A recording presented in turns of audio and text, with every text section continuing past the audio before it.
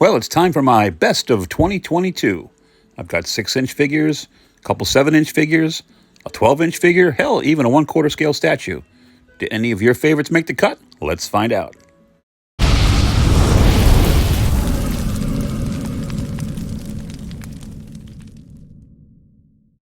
So up first, and in no particular order, is the Marvel Legends VHS style Cyclops, of course from the X-Men.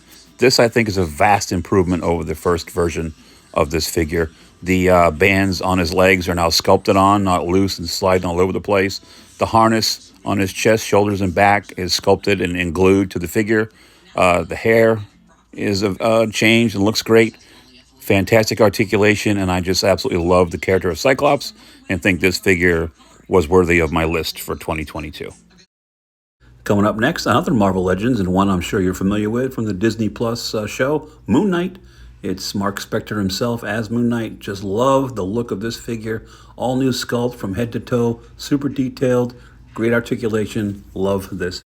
Coming up next is our last Marvel Legends on my list anyway, and this of course is the black suit symbiote Spider-Man on the retro card. This was super hard for me to find anyway, and so happy when I finally got him in the collection. Such a classic look for this character and a great figure. Up next is a 1/6 scale figure from a third party called So Toys. Now they call him the Cajun card dealer. You and I call him Gambit.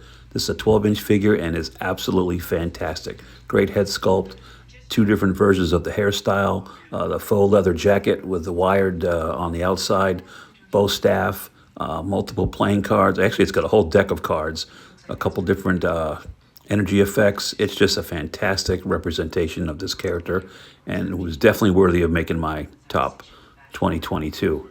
And I can't wait for the Rogue version that's coming out.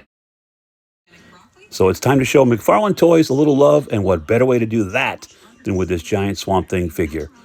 Absolutely love this thing. The detailing from top to bottom, front to back, is absolutely second to none. And I know I'm not doing an actual countdown, but this figure would actually be a serious contender for my #1 figure of the year.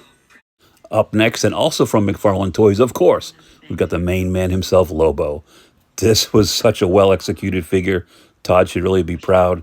The outfit, the weapons, the paint job, the sculpt, everything's on point, and I just love it. It's just a great looking addition to the collection, and I hope you guys have it. If you don't, you should try to find him because he is awesome. Coming up next, I'm changing gears and moving over to 1/12 scale from Mezco, and this, of course, is Conan the Barbarian. This is based on the Frank Frazetta artwork, and this is a striking figure. Tons of accessories, tons of weapons. Conan looks great. He looks like he ripped right off the pages of those Frank Frazetta novels. I mean, this figure is scarred up from top to bottom, the dark bronze skin.